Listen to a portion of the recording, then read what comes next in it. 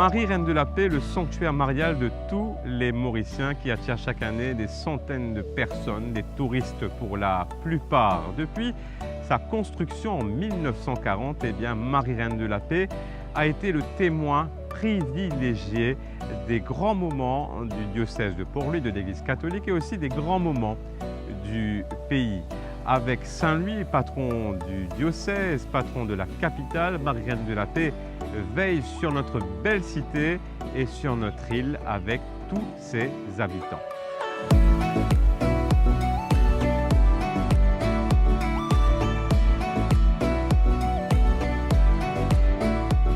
Marie Reine de la Paix est érigée au début de la Deuxième Guerre mondiale pour deux raisons. Protéger l'île Maurice des affres de la guerre en la mettant sous la protection de Marie.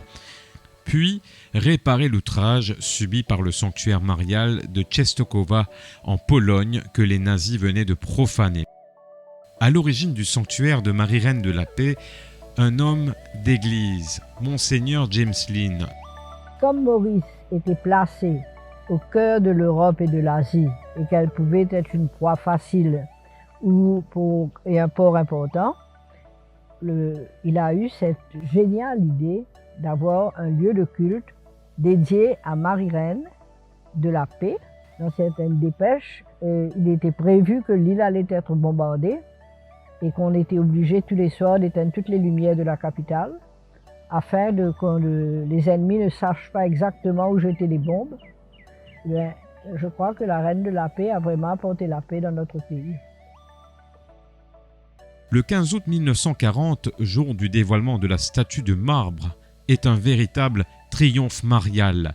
Des dizaines de milliers de pèlerins, chapelets en main, prient à voix haute durant la cérémonie religieuse qui se déroule dans le recueillement et avec une piété fervente.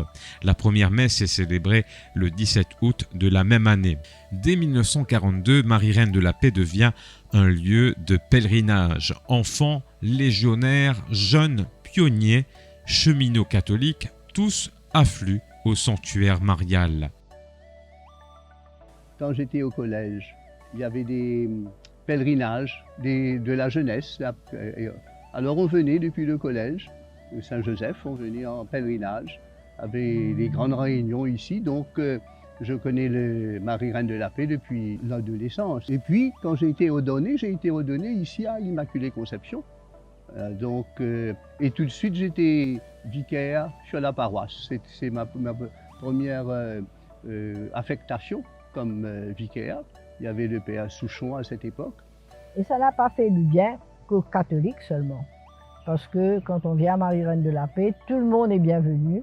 Quand père Souchon avait ses grandes célébrations ici, il invitait toujours les hindous et les musulmans à participer, à prier pour la paix.